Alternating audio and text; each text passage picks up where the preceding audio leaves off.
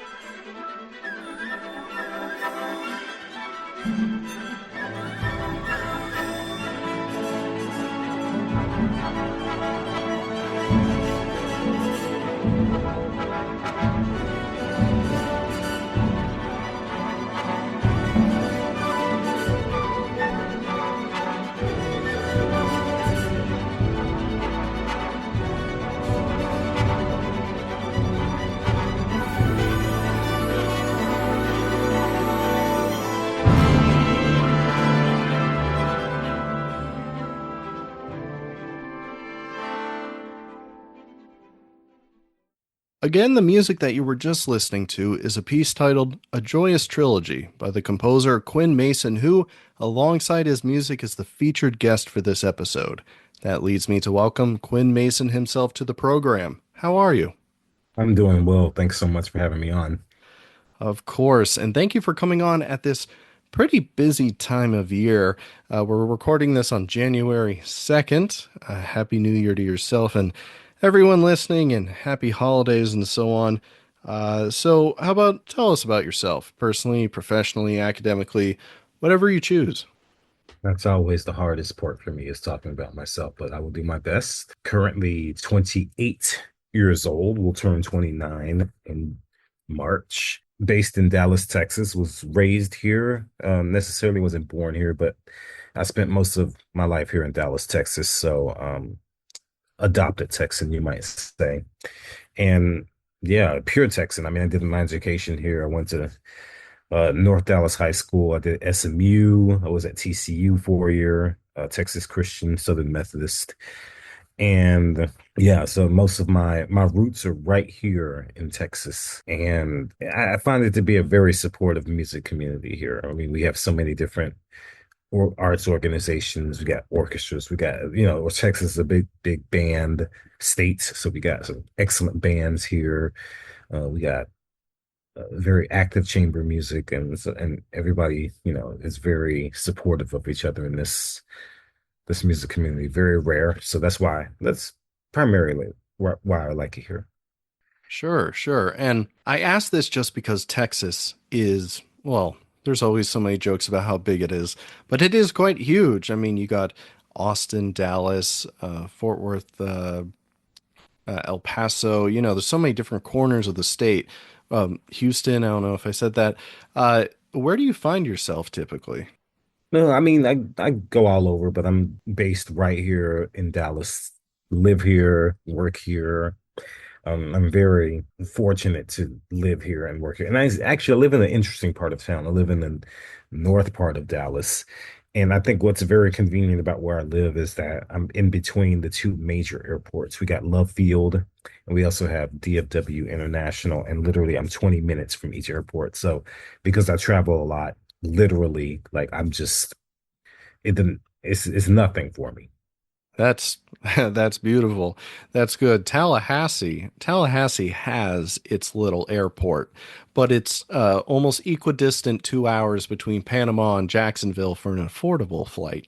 But that's all a little bit different. I'm actually, even though I am raised primarily in Florida, I've lived in a handful of other states, and I was actually born in Texas in Plano, which is a suburb of Austin, but I lived there for 6 months when I was born. So I can't say that I'm really a Texan necessarily. But anyhow, how would you describe yourself as a composer and as an artist? Well, I mean, I've now been doing my art for almost several decades. I started fairly young, and I've had plenty of, I count that as plenty of time to work on the craft of composition and to get to the meaning of why I do it, and which has changed over the years. And now I find myself thinking of music primarily as a means of communication, of human communication, because at the end of the day, music is a language. Like it is a language we can communicate things with. And I find that this language has the power to thrill, has the power to heal, has the power to inspire and things like that. And so primarily I write my music based off of my own life experiences.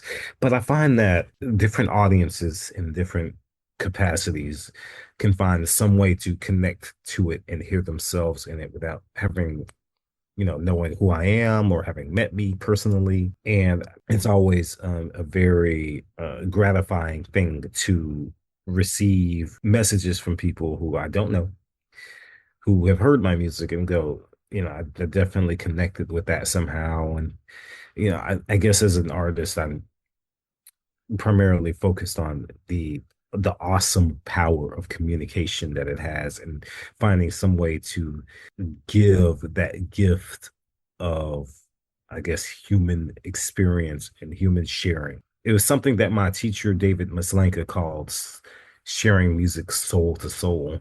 And, when he said that, first of all, he was a very spiritual person. So it kind of resonated on that front. But it also, I mean, I've never really thought about it when before then, and it just kind of changed everything. So, Yeah, that's beautiful. And I really like how you approach that. That's something that maybe this is strange to yourself or others, but something I try to capture in my music theory research or what I do. If I find a phenomenon or create a system of whatever, I always try to relate it to the artist, the feeling, what it expresses, or something like that. So I can really appreciate that. And so in our preliminary meeting, as people who regularly listen to this show probably know, I generally meet with everybody for a little bit to get to know each other before coming on the show. You briefly discussed that you are essentially a full-time freelance composer, and by many accounts, very successful with that. Now, I'm in my second year of graduate study in music theory at a fairly big university, surrounded by a lot of colleagues, a lot of composition colleagues who, what you're doing right now is like the dream. That's the goal. A lot of people want to be a composition professor for various different reasons, some just as a way to support their art, and some because they really want to teach. But I know there's a fair portion of people who really, they want to just create their art and have it performed and be out there and so on. And so what you're doing is very desirable and miraculous for many. And I just wanted to take the time to give you the platform and ask the question, to the people who aspire to do what you do, what are the things that, I mean, what you said you're 28, 29, that's pretty darn young to be doing what you're doing with how successful you are relative to like everything. So, what are some things that you can tell people about the steps, the initiatives, the things that you focused on and strived with to reach where you are? Well, so it's worth noting that where I am in my career was a complete accident. Like, whenever you can ask any musician when they set out, you set out on some goals, you have a vision, and you end up doing things that, or end up doing something that is completely different than what you imagined. And so, where I am right now, I definitely did not imagine this, could not have imagined this. It just kind of happened by accident. And it all happened, I guess, in a sense, by not being afraid to put myself out there, entering all sorts of different contests, getting out there, meeting people, making the connections, and a lot of people say that the music industry is about who you know and then who you've worked with. And to an extent that's true, like especially if there's such a small industry that there are different avenues for connections. I have a great friend and champion of my music. His name, Jerry Junkin. We all know that name. I first got connected with Jerry when I was composer in residence of a radio station in Austin. And as part of this residency, the radio station was like, we want you to write a final piece for large ensemble that we can distribute on the radio. And, you can write for anything you want. And they were implying that they wanted me to work with the Austin Symphony. But, I remember when I was on the phone call, I didn't even let the dude finish the sentence. And I was like, I want to work with Jerry Junkin and UT. And so I ended up doing two things with Jerry. He liked it so much he took it to the Dallas Winds, and Jerry Junkin is a big name in the wind band world, so many people saw that, and so basically, yeah, I saw the avenue. I took the route, and if you have a connection to someone like that, you find a pathway to get to them, and then another reason for that is it goes back to the human connection thing. I like to most of these collaborators like Jerry and like when I was at the Tallahassee Symphony, the conductor Conor Gray Covington, who was music director finalist, who introduced my work to the Tallahassee Symphony. He is also a friend. And it's mostly about getting to know these people as people while you're getting to know them as artists. And so, if you don't, if you want them to do your music, but you don't really get along with them as a person, you're not going to work well together, and you're both going to be very unsatisfied with the collaboration. So it's all about getting to know people cordially first, and then you know setting the stage for collaboration right there. Because ideally, you'll want to collaborate many times down the line, and then wherever this person goes, they'll think of you, they'll take you, things like that. So, but I guess it's kind of it's an interesting existence I live. On one hand, I definitely have the freedom to fulfill these commissions on my own time, and I'm not really attached to anything or anyone. Uh, but on the other hand, I'm not attached to anything or anyone, because so that means that I don't know where the next commission is coming from. I can't just go out and ask for one. I have to hope that someone uh reaches out and is interested in collaborating. Now I'm very fortunate in the sense that these happen years in advance. I imagine that's quite stressful, though, on a day to day sometimes, or it I was. Yeah, it was, especially if you don't have anything right now, and you're just kind of like hoping that something happens. That can be stressful. Or if you have these looming deadlines, and then you have multiple deadlines, that can also be stressful. So yeah, it's not all Candyland.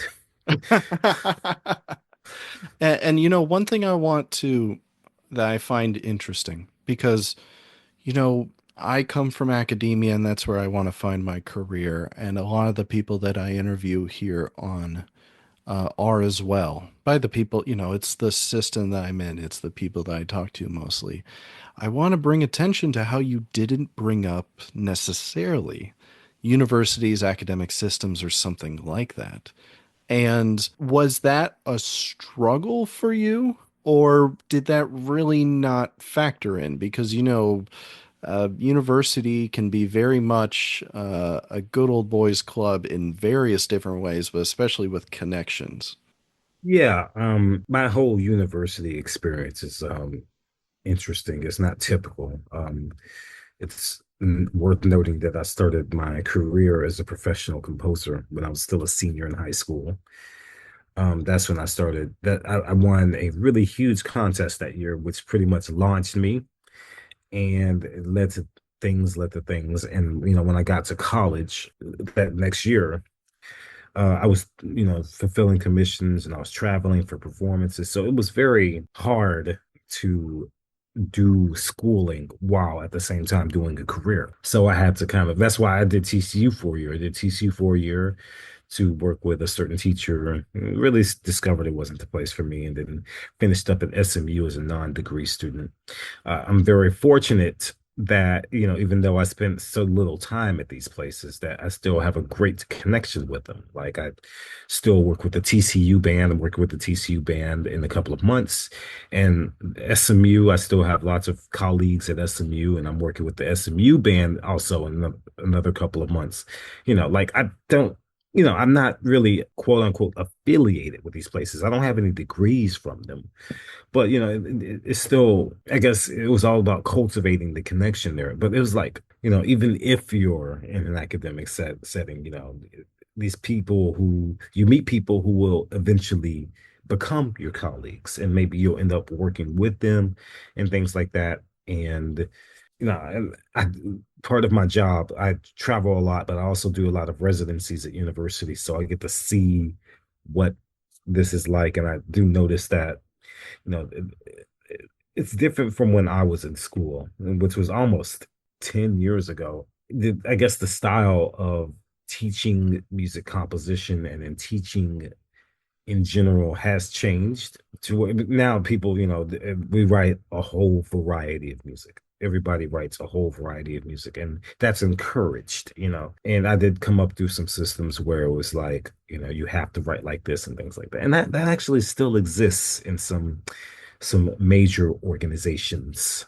Um, I can so see from that's, the look on your face you have some more to say, but maybe not publicly about I about mean, well, I that. mean, it's like conservatories in the Hmm. northeastern United States, not necessarily on the West Coast, but like northeastern United States. Major name conservatories still kind of have that school of composition. Hmm. I don't know. Well, Yeah. actually, I do know, but I can't say much. Yeah. No, I understand. It's in a, context different. The same can be said for music theory with certain more conservatory style schools, but it depends on the place, the person. But yeah, certainly, certainly. Thank you for sharing that. And so let's get on to the piece of music that we're featuring today alongside yourself, which is titled A Joyous Trilogy. So we'll get into the technical soon, but can you tell us a bit about this piece, how it came to be? Yeah, that piece is now 5 years old. It was commissioned by what was then the Orchestra Seattle in Seattle, Washington. Now it's the Harmonia Orchestra. My friend and mentor, William White, is music director of that orchestra. And I believe it was his third season in the 2019-2020 season. But for that orchestra, it was their 50th anniversary. So it was a very celebratory occasion. And my mentor commissioned this piece for that occasion. The concert was February 15th of 2020, about a week before everything in Seattle shut down. I was going to say when you said 2019-2020 season, I'm sure it didn't end the way that they wanted necessarily. No, they had to like move some stuff to like 2 seasons after like their season finale. I remember they were going to do the Daphnis and Chloe of Ravel, and they did that like 2 seasons ago, but they were supposed to do it in May of 2020. Of course, they didn't. But yeah, right after that it was actually their last concert for like a season Mm. back in February. And then, yeah, no, it was, I remember that week. It was a very tense week because of everything that was developing. And the program was interesting too. So it was my piece, which I conducted. It was the Mozart Clarinet Concerto with the principal of Seattle Symphony playing, and then the Rite of Spring of Stravinsky. I mean, huge orchestra, huge crowd. I remember that was a packed house. The video is actually still on YouTube of the premiere. I don't conduct like that anymore, so watch at your own risk. But yeah, no, it was basically a piece commissioned for a celebratory occasion that's dedicated to my mentor as well. Beautiful, beautiful. Almost ironic, A Joyous Trilogy premiered at a relatively dark time, Mhm. necessarily. But so the recording that you sent me was labeled for the Kansas City Symphony. Was it also performed by them? Yeah, they performed it in October of 23. They did 3 performances of it. Well, geez, how did you land that? That's impressive. That, from what I heard, the conductor, Michael Stern, had been looking at that piece for a while. I don't know how he found it. I guess somebody like sent it to him or something like that. Or maybe he like, I don't know how he found it, but that was his last season at the Kansas City Symphony. So he performed it there, and then he subsequently took it to his orchestra in Connecticut, Orchestra Lumos. And Michael Stern is another person I have a great working relationship with, as well as personal relationship. But yeah, no, he found it somehow. He programmed it. Shit. That's I don't know how man. these things work. They just happen. Yeah. No, it's great. Well, I mean, your music in many ways speaks to its own quality, and then you yourself do as well. So, orchestra music. I am a violinist, so I'm a huge fan of orchestra music. You really got me. You took my heart with this one. I love a good orchestral score, the all the different ways that it can be orchestrated. I'm not saying it's the best ensemble or instrumentation. It just has a special place for me. And how do you personally approach writing for orchestra, or really, I mean, any large ensemble? It could be concert band, which in my opinion, is even more hairy. But I'm also not a band person. But do you do a piano reduction, score reduction, choir by choir? You start at the end. I don't know. How do you approach writing for a really big ensemble? Well, so I have this weird thing where I can kind of have this tunnel vision if I'm looking at an orchestral score, where I can focus in intimately on details and just kind of take it apart and see how it fits together, which benefits me a lot when I conduct because I can easily look at full scores, like, and I can sometimes sight read them. But when I'm, writing for orchestra, I mostly look at the big picture about how things fit together, and I kind of see what it looks like, and I can replicate it that way. And I've done that when it comes to the band as well, which is a whole different type of writing, but it's not too different than writing for orchestra. You just got to remember that people have to breathe. Everybody is there. Almost everybody there is using wind. Nobody's really bowing anything. So, different approach, but I guess for me personally, similar composition approach. But it kind of, when it comes to the orchestra, I mean, like I've spent so long around it. Like I have mentors that were orchestral musicians, and I've been watching symphony orchestra since I was about 10. So I know the orchestra very intimately, and I know the instruments very intimately, and I know the personalities, and I'm just able to just make it work. I don't know how. So I already made a joke about the irony of the premiere with the title "A Joyous Trilogy," but Can you tell us a bit about the title and maybe the meaning of the piece? Was it because of the supposed to be celebratory nature of the 50th anniversary with Seattle? Something like that. It has something to do with that. Um, really, Joyous Trilogy is a piece that I believe it's the third life for it because there were two pieces before it that are kind of drafts. So the very first draft of that piece was written when I was at TCU. I wrote a piece called Passages of Joy, which is essentially the first movement of Joyous Trilogy. And I ended up rewriting that and kind of expanding it because it just kind of the way that piece ended, it was like there's it left more to be desired. So when I saw an opportunity to expand on that, I decided to use this commission to do that. And that piece actually, Passages of Joy, was the very first time I had a piece played by a professional orchestra. That piece was premiered in January of 2019 by the South Bend Symphony Orchestra under Alistair Willis, also another good friend. And so I said Third Life. So there was a piece I wrote when I was a student at Brevard Music Center. I'm actually wearing the shirt right now. Mhm. In the summer of 2018, I wrote a piece that had a very long title because I'm terrible at titles. So I had everybody in the studio pick a word and then I just arranged those words. Anyways, I ended up taking the second half of that piece, or maybe more rather the last minute of that piece, and kind of putting it onto the end of Joyous Trilogy. So here I had a sandwich, but I really didn't have the meat, if that makes sense. I had the two slices of bread, but I didn't really have the meat. And so that's when I decided to write the second movement, which is the one with the trombone solo. And then there I had the piece. And then that first half of the Brevard piece, I guess the first 7 minutes of it, I ended up rewriting it, reworking into a new piece for, speaking of Plano, the Plano Symphony. Cool, cool. So, A Joyous Trilogy is, as you said, an amalgamation of some things, and it is a trilogy, and so it is in three movements, but it is a seamless piece. It does not stop, but you have marked, and if you're listening at least semi carefully, you can tell when the mood does change after a conclusion of ideas. And so, why the decision to have seamless movements instead of system cuts? Well, I mean, it just felt like a piece that was going to be continuous rather than have these pauses in it. Like it felt like a story and it felt like a seamless story. So I decided to make it a taka and make it a kind of symphonic suite of three movements that were just continuous. Certainly, certainly to keep the energy going.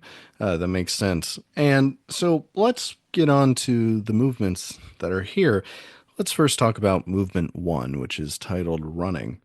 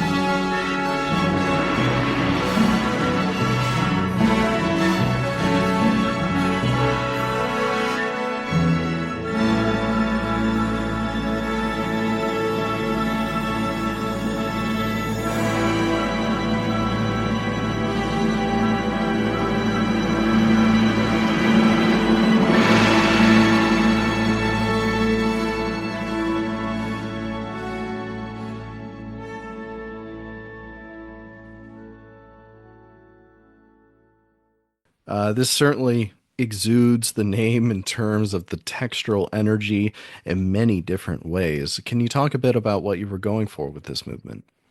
Yeah, definitely. So as the title implies, it's a movement that has non-stop energy, like from the rip. I mean, we're just pretty much we're in and we're off and running. And I guess the underlying kind of energy comes from the running eighth notes that happen almost constantly throughout the piece, even during the lyrical stuff.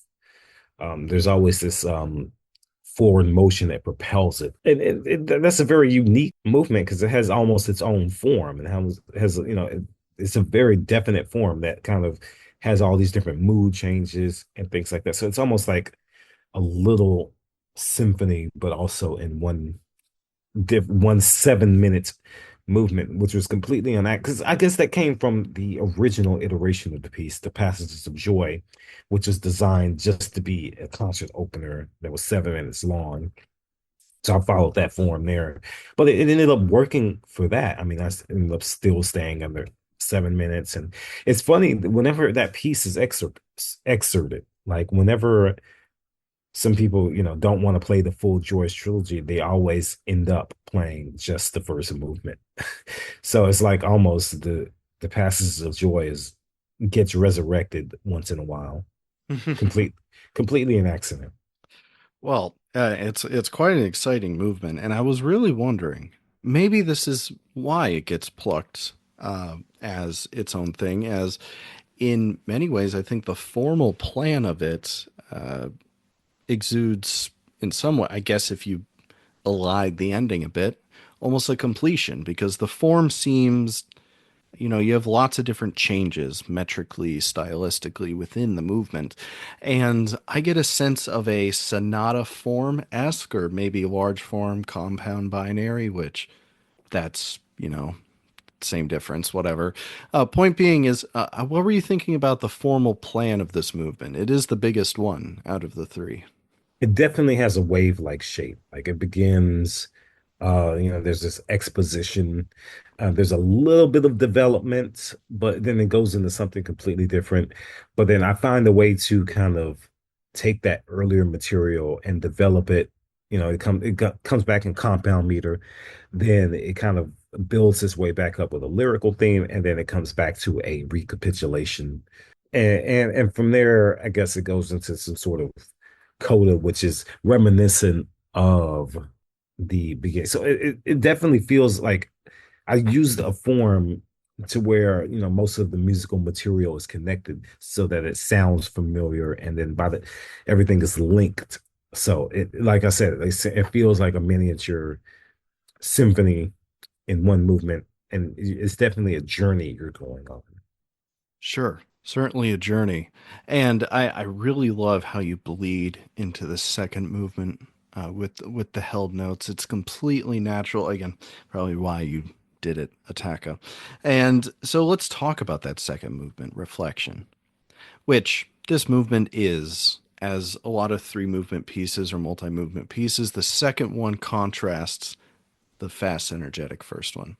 And reflection is, oh man, I really love it, especially that solo trombone line.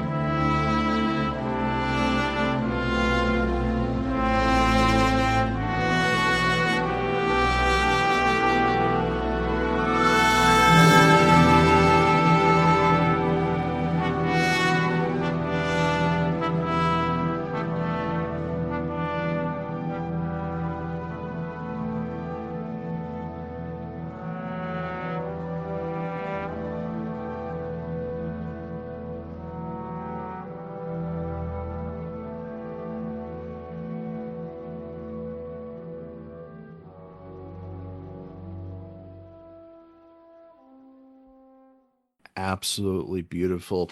It brings me back to, some dense orchestral, late romantic, neo-romantic writing.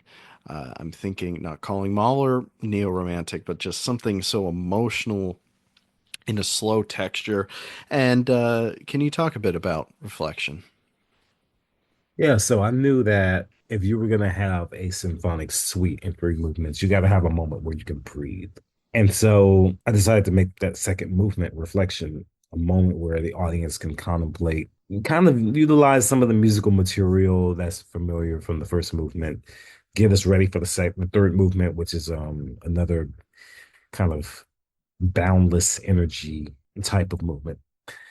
But in the decision to use the solo trombone as a voice, I thought about that for a while. Like I really thought about what instrument in the orchestra doesn't get a lot of time to shine or gets a solo voice or in any, just a chance to be lyrical.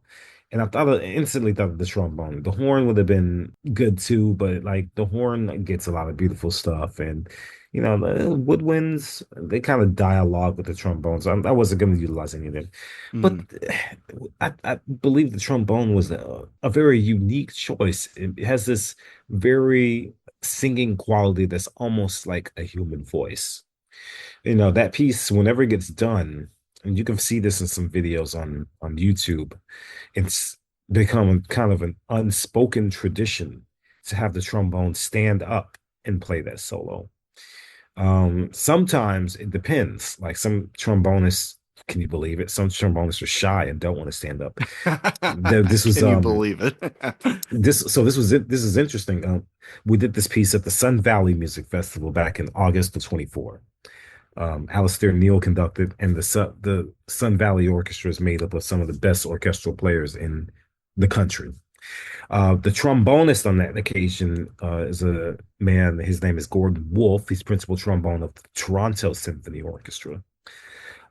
He did not want to stand up for some strange reason. I asked the maestro, I was like, could you have him stand up? And I said, I could ask him, but I don't know if he'll do it. So I had to physically go back there and be like, do it for me, please. And then he did it. So believe it or not, yes, there are some brass players that are shy and will not stand up, and then of course there's union rules, which I've thankfully never encountered because I don't care, honestly. I'm just gonna have you stand up anyways. Um, I mean, it's my piece. I wrote it, so why not? Yeah, no, it's quite interesting. It's that was another experiment. I wanted to see what would happen with that, and it works well, I think. It does. Now that you say it, it does. When I say natural, almost expected that that would be a horn part, but you're right that the trombone adds a different quality to that. I'm quite a fan of the trombone, although I'm a violinist. My grandfather played trombone in church quite a lot for many years, and a couple of years ago, he gifted me his very nice trumpet from the 50s or whenever it was made. I'm pretty sure around then, and I took a semester of trombone lessons, which in college, which was interesting as a string player. Certainly a world that is intimidating to me, but absolutely beautiful solo and the movement as a whole. And moving on, so movement three, titled Renewal. Just like a lot of three movement pieces, and as felt naturally in this piece, it is a renewal of the energy from the beginning, literally, figuratively. And it starts off a little bit slow, but it teams back to life pretty quickly.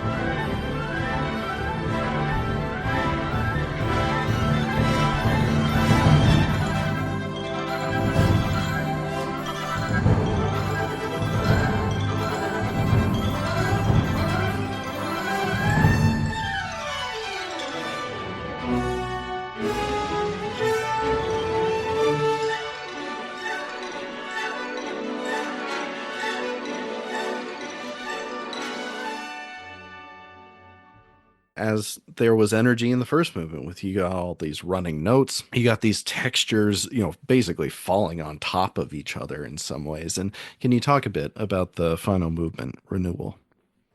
Yeah, so in the fast movement, I kind of wanted to do what I did at the very beginning of the piece. The piece kind of starts from nothing and then it just builds up. These textures kind of stack on top of each other and it kind of just eventually explodes. But here I wanted to see what would happen if I did like a slow burn. So you notice that, like, I guess for the first minute or so of the piece, it's very subdued. Like it wants to explode, but it keeps holding itself back rather than just like, just going for it. And then eventually it does.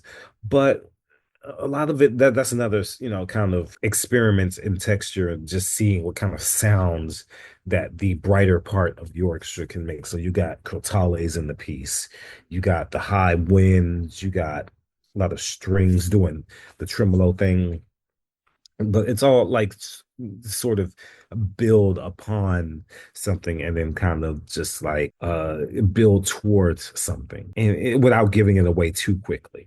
Sure. And one thing I found remarkable about this movement is you're talking about managing the different textures, managing the different lines.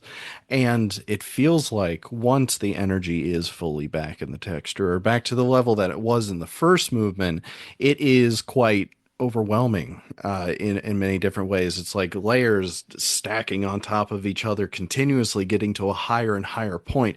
I especially love in your outro or the last part of the movement when you have all those slides from pianissimo to fortissimo, going back and forth, and in headphones, the panning back and forth in the left and right ears is really cool too. And I'm sure it was even better in the concert halls. But how do you? This is kind of a orchestrational question. You talked earlier about how you approach large pieces. So when you're in a large piece such as this, how do you juggle so much? Because, one of the trickiest things about writing for a large ensemble, especially once with so many varied textures like the orchestra, is when you're going to have all the instruments play. So how do you manage that without it sounding like a big wall of, well, nothing, and instead making it something? Yeah, that goes back to thinking of the orchestra as like a set of different personalities. All the instruments is a set of different personalities. And, at some point you want these personalities to shine through and you want them to kind of sound together. I mean, that's kind of what the meaning of the word orchestra. But at the same time, I mean, each of them have these own individual voices and they're different families that blend together. So like, sometimes you just want to hear what the woodwinds can do or what the brass can do best and how they work well with each other. Sometimes how they work well on their own. Sometimes you want to blend them. You want to see how the woodwinds would work with the brass and things like that. Um, and it's utilizing the different playing techniques, the different personalities, the different ranges, the different tones in order to create a product that is interesting for the listener, but also poses a challenge for the musician as well. Because they're like, okay, I'm playing along with a muted trumpet. How do I kind of work my sound in with that or something along those lines? And so that's one of the many reasons I actually refer to this piece as a mini concerto for orchestra because there's so much variety in how I choose to utilize the different sounds in the orchestra that it's kind of myself putting my orchestration knowledge to test, seeing what would happen if I did this or when this happens.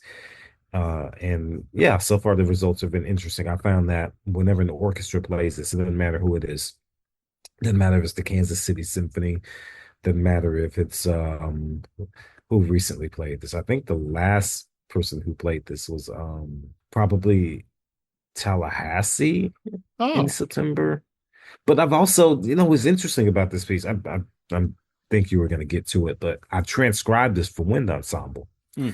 and it works I guess equally as well. Like, like some of the string stuff translates to the woodwinds quite nicely. Speaking of Jerry Junkin, I made this for his band at UT, which is like a Rolls Royce. Like that band can do anything. And yeah, it's one of those pieces that just works whatever you do with it. I've never heard, actually, no, I have heard it on piano. It doesn't quite work. Interesting, interesting. And, you know, all wonderful and great things. Plenty more to talk about, even just with this piece. But with the podcast, we do have to move on. But is there anything else that you do want to say about any of the performances, the movements, anything with A Joyous Trilogy? No, it's just one of those pieces where, like it was more successful than I thought it was going to be. Like, you as a composer, you write these things and then you put them out there and, you hope they do well. It's like, I know this is a cliche, but, it's a bit like raising a child and setting it out into the world and hoping it does right and represents you well. I believe this piece represents myself well. I mean, that piece was written and premiered 5 years ago, and there's still performances lined up for this year. Like it's doing better than I thought, than anybody thought. Certainly. Maybe just not on piano. Yeah, no, Eh, not eh, anytime soon. yes. Well, anyways, I congratulate you on that very wide success for this piece. And so we're coming to the third part of this podcast. And so we'll start it with I'll ask you this beautifully broad question. You've already answered it a bit earlier, but I always like to ask everybody this. What does music mean to you? Well, I mean, I believe music is a very beautiful way of a beautiful means of communicating different feelings, how you're feeling at the moment, different life experiences, different um different stories and things like that. I think the beauty of it is that good music stands the test of time and still communicates to us decades after they were written, millennia after they were written. I listened to the Fifth Symphony of Beethoven, written in 1808, and I still just cannot believe that. You think about how long ago that was written, like 1808. We can't even fathom what things might have been out. But we still been like back then, but we still have that piece of music that still speaks to us this day. And you listen to it, you knew exactly what Beethoven was trying to say with it. And it just stands a test of time. We still have, I mean, like literally that man sat down, wrote that from his mind, and we still have it and can listen to it. That's, I just can't believe that. Another piece like that, which is just absolutely unbelievable, is The Rite of Spring of Stravinsky, Mm. 1913. Another piece that just doesn't age. Like it sounds like it was written yesterday. Like, but it's over 100 years old, and it's just like some guy wrote that from he sat down and just out of nothing, literally a piano. No, I think it's just a beautiful thing. Like it's very much a human thing, very much so. And I don't think anything can replace that. No, no AI, no nothing. That's a whole nother discussion. Oh man, well, this I'm whole not pot. afraid of AI. Yeah, no, I find discussions of AI annoying. Well, what I mean by that is not criticisms of it necessarily, but people obsessed with it. Oh yeah. Some people I are like, they're just like they think it's gonna like they're scared of it. Some people just legit scared of it. And I say this, look, if AI can't complete Schubert's Unfinished Symphony or Beethoven's 10th Symphony, it can't write music that no. no, So sir, we don't have to get into that, but it's like, no, come on. Come on no, now. yeah, It can't even get fingers right. certainly, you can get a Coca-Cola commercial pretty close, but Not not, even. oh yeah, not even. Um, no, that whole conversation is, I understand people being fearful of it, but man, the people who peddle AI so much, oh man, it's everything with about the future, whatever. That's just annoying to me. Entirely different conversation though. We'll pivot away from that. I, you Mhm. know, so now I like to talk about, our fields. And you're someone who did not find their keep primarily through academic composing, but through your talents, through your connections, and through your efforts, you've found just as much colleague in that as anything else. And, we talked about before on this program that, you came to Florida State not too long ago to do a workshop. You've done many residencies. And so you're quite successful with what you do, and what you do is very admirable. What are some of the things that you see, whether you like or don't like, some of the attitudes? Oh, we talked about this a little bit earlier, but let's get a little bit more specific, if you feel comfortable, of course. Just some academic things in composition that you're like, oh, when you're visiting somewhere, you're like, huh, that's an interesting way to look at this. Or what do you see when you go do these things? I do meet a lot of students that are genuinely curious about what they can create with the tools they are given. And like I said, we're very fortunate to live in a time where there is no style restriction on the type of music you can write. There's all sorts of great new music being written by all sorts of people, and it's like perfectly acceptable today. There is no one school of composition. I'm finding that it's being encouraged in these places. A lot of the composition professors are encouraging their students to be more individualistic. They're not trying to make carbon copies of themselves. And I've been, I've been to Florida State, and the students there showed me some really strong compositions. I was very impressed by what I heard there. Shout out to the electric violin concerto. Which Uh, it's so funny that of a coincidence that was the last episode actually. So yeah, oh, shout out really? to, yeah, that was the most pre at this point will be 2 weeks ago. Yeah, that was the last episode. So it's funny that's paired with that. But anyways, go on. Absolutely. Yeah, no, that was a really cool piece. But even some of the younger students I work with, some high schoolers I've worked with, who are interested in music composition, they sometimes ask me this question. I'm just like, look, if you have the tools, you have the power for communication, you're free to write whatever you want. As long as you communicate something that is genuine to you, it will find an audience and it will speak to that audience. I always express the power and the importance of being yourself in your composition. And it takes a while. It takes a while to learn how to be yourself in music because you're surrounded by all these influences and you want to try everything. And then it's almost like reaching in people's toolboxes and trying out their tools. Eventually, you'll find a tool you'll like, and you'll keep that tool, and you'll learn how to use it to where it works for you. That's basically what music composition is. I like to say it's like being in the laboratory. You're pouring and mixing all these different chemicals, and some things will explode, but nothing will kill you unless you want it to. um, just be careful about what you mix. But you're mixing all these chemicals, and you're finding all these different formulas and things like that. I think the shape of music composition nowadays is in very good shape, and I'm very excited to see the things that my colleagues are creating, and I'd love to see it. I really do. Certainly. And so let's say, hypothetically, in the future, Professor Quinn Mason, if what is something that you would want more of or to implement in a hypothetical program that you think that students should have more of?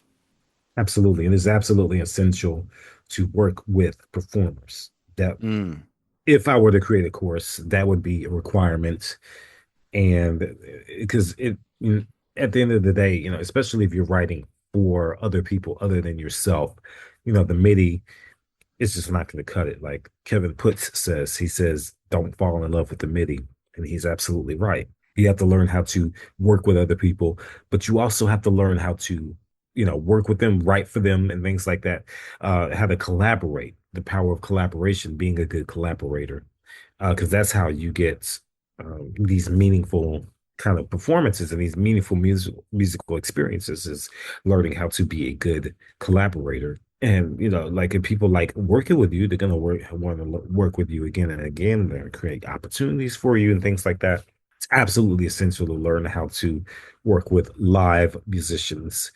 And then, start small, working with the chamber music, maybe a couple of instruments here, maybe a quartet, trio, work your way up, chamber orchestra, and then being eclectic as possible, learning how to write for a symphony orchestra, learning how to work with the symphony orchestra.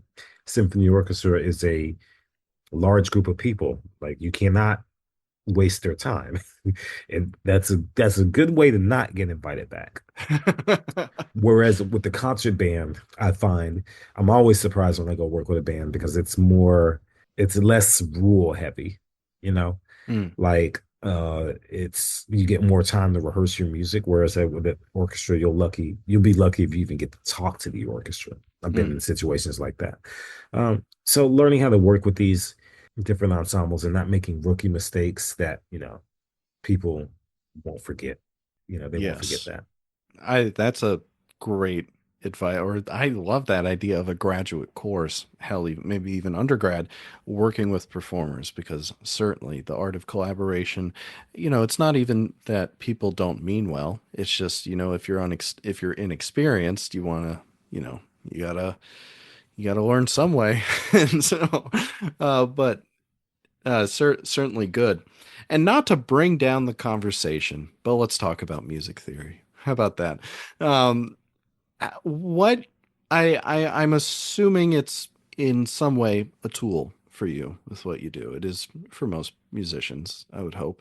But what are your perspectives on that, music theory and composition? Certainly helps. I believe it goes hand in hand. And earlier on in my training, I had a solid grounding in music theory.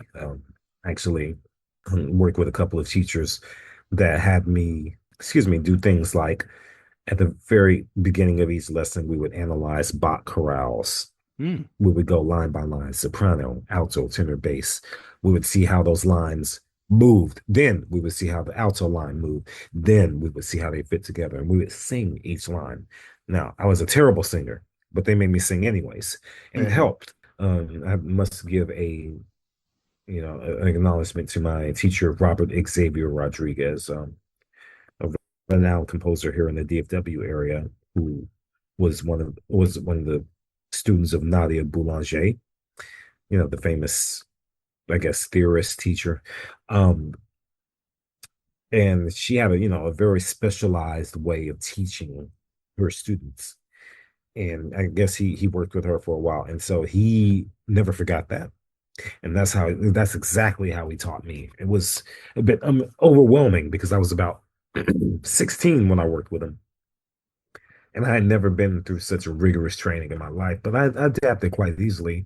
And now, whenever I go to write, there's a lot of focus on, I guess, the finer details about how the different instrumental lines fit together, which is why I guess, why I'm able to write this orchestral music that is interesting, not only sonically but contrapunctally as well, because of the emphasis on how the different musical lines interact with each other. The whole thing is a conversation, and how, if you have these conversations with these two people talk over each other, you can't really understand what they're saying, but they complement each other quite nicely.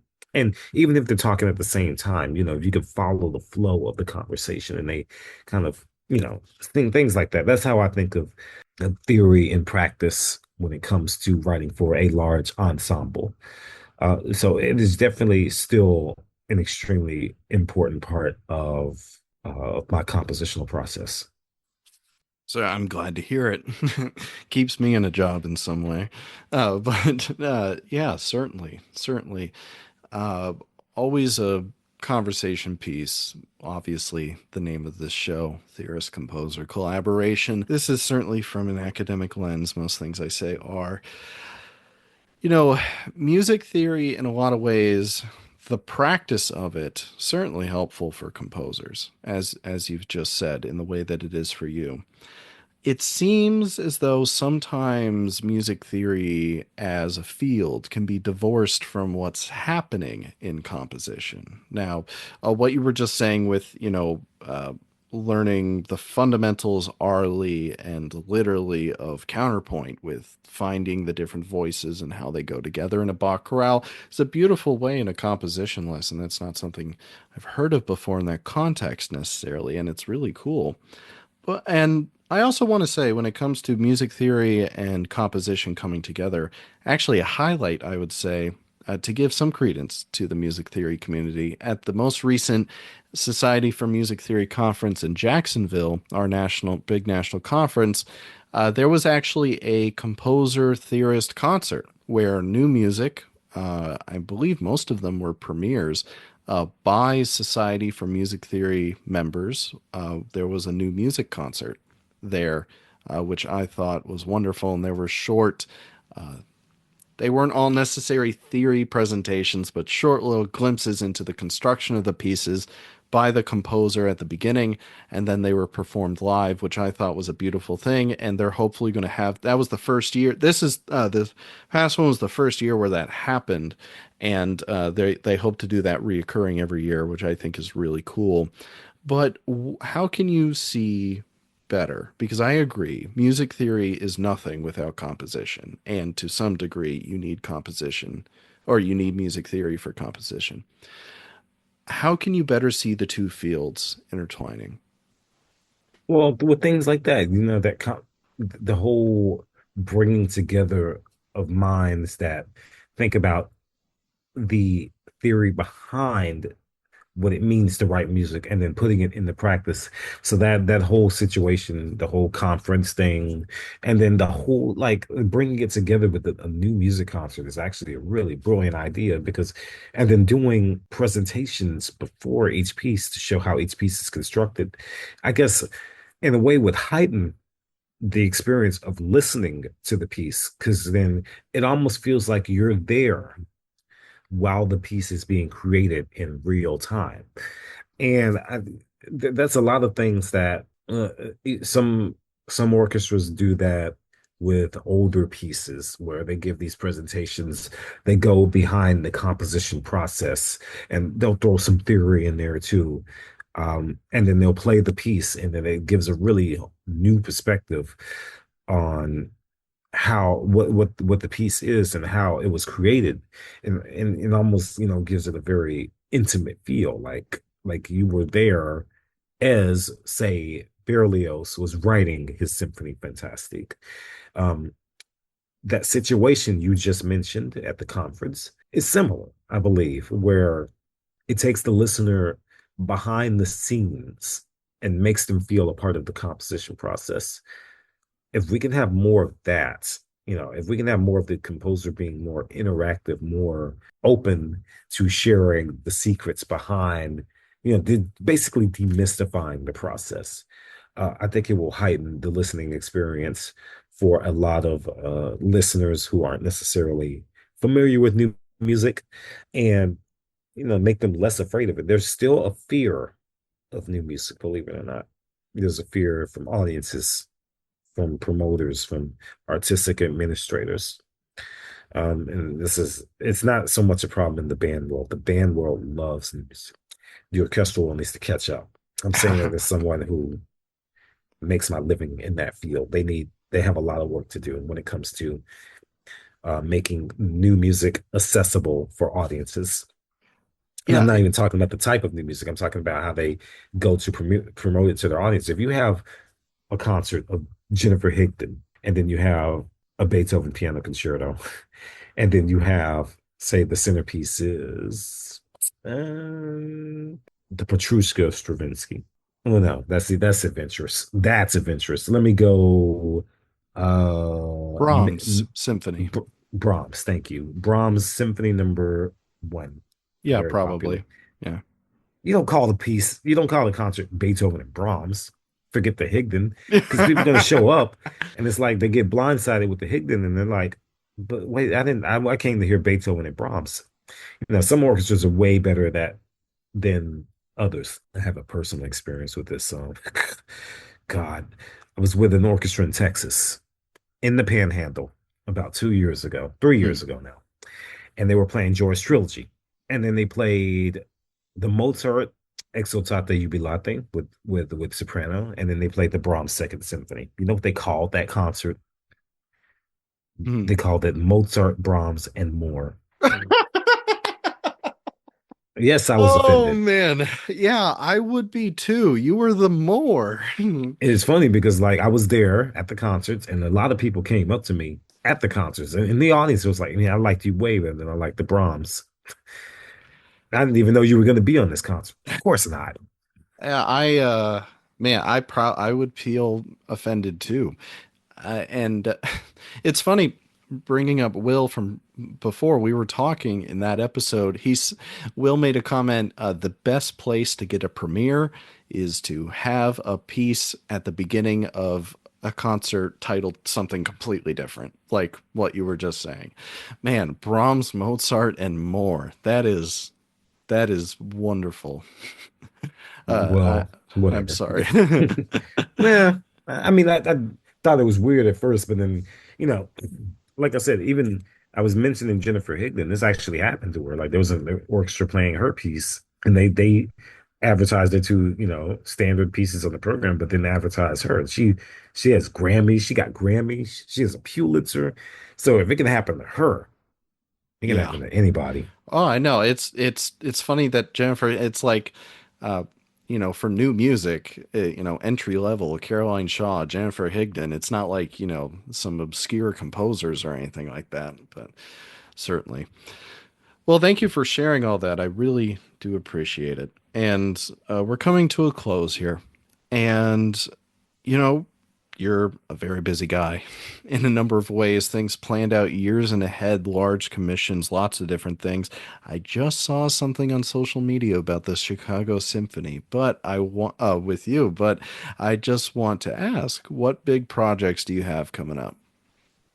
Absolutely. You mentioned Plano. We both mentioned Plano. So in about 2 weeks, they're premiering a new composition of mine called Shine Time.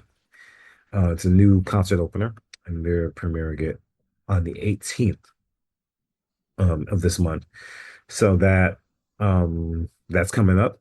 And then another premiere that's coming up is two string orchestra pieces, one for the Northwest Sinfonietta. That one's a co-commission between Oberlin, Indiana University, Stanford University, University of Southern California, and Ithaca, and one more college I forgot the name of. Um, that's premiering in March with the Northwest Sinfonietta, and then we're taking it to Oberlin. Then another piece for the Andover Orchestra in Massachusetts, actually the Phillips Academy Andover, which is a boarding school. And interestingly enough, I think about 3 or 4 U.S. presidents attended school there. Hmm. So there may be future U.S. presidents in the orchestra. I don't know. Um, in March at the CBDNA conference, my Symphony Number 6 will be premiered by the TCU band under Bobby Francis. So continuing my relationship with TCU. And then just a bunch of, actually, there's one more.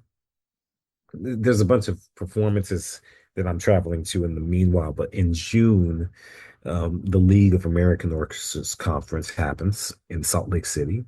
Utah Symphony is hosting. I have a great relationship with them, so I'm composing a new piece for the Utah Youth Symphony that will be on the opening session concert. I don't know what yet, but other than that, I mean, there's a bunch of commissions that are happening a couple of seasons from now. One for the National Symphony Orchestra, my second for them, and then my fourth commission for the Dallas Symphony Orchestra is almost also happening in a future occasion, along with some future work, including something for the Chicago Symphony. I can't say what yet. Fair enough. Well, good. I'm really glad I snagged you this time of year because you are up and down and across the board, and many congratulations with that. And so, what would be the best way for the audience to contact you with comments, questions, commission requests, possibly? Yeah, I have a website, masonianmusic.com, and then everything is very elaborate there, easy to find. So there's a contact form, and then it comes directly to me. Then go to my management, and I answer all my messages myself. So I'll see that and get back to you. I also have an Instagram. The handle is Quinn Mason Composer. And on that Instagram is mostly people I met, the places I go. There are no shirtless pics on there, no thirst traps. That's not for nobody gets that. That's not for y'all. Okay. Um, but yeah, it's yeah, those are the primary. I have a Facebook too, but it's mostly kind of cross posts for my Instagram, plus some personal stuff. So No thirst traps on Facebook either, I'm assuming. see, I got my teachers on there and my Yeah. like older role models. So no, absolutely not. I'm not posting my pecs. Okay. No, no. Well, excellent, excellent. And so, it's been a great time having you on. I really appreciate your perspectives. And but before we go, I always like to give guests one last opportunity. If you were to give a message to the audience about anything, music theory, composition, life, whatever you want to say, what would that be? Trying to fit in and being others, being getting along with not getting along with others, but like being popular and trying to fit in and being it's all overrated, I think. You know, it didn't cost much. It didn't cost anything to be yourself and just to be the genuine version of yourself. Because a lot of people can detect BS, but if you just, let's just be yourself. Trying to be other things is overrated, honestly. Trying to be the other thing certainly is overrated, and it usually doesn't work in the way that you want. And certainly, It really doesn't. And no. it doesn't make people want to work with you either.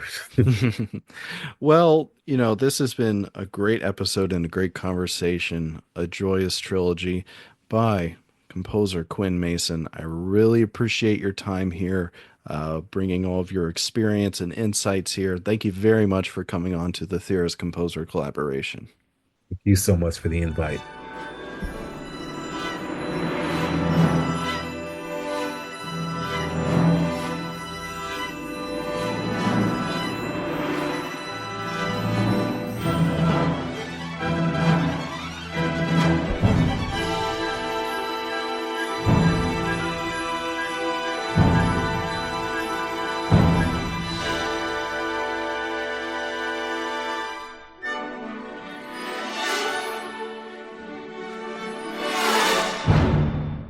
Hello, this is Aaron again, and I want to thank you for listening to this episode of the Theorist Composer Collaboration. I also want to give another big thank you to Quinn Mason for coming onto the podcast and for sharing his piece, A Joyous Trilogy. Quinn's contact info is listed in the description, and I would appreciate it if you could show him some support. For further updates and notifications on the Theorist Composer Collaboration, make sure to follow our Instagram and Facebook pages. You can listen to future episodes through our host website, Spotify, Apple Podcasts, Amazon Music, iHeartRadio, and YouTube, so make sure you subscribe to the platform of your choosing. If you want to monetarily support the work of the TCC, you can click the link to our Buy Me a Coffee page. All donations are highly appreciated. All of the relevant links to follow, listen to, and support the show are in the description. TCC episodes are posted every other week on Mondays, and don't miss our blog posts, which go live a few days before a new episode is added. Again, make sure to follow our social media accounts and relevant streaming platforms because you won't want to miss it. But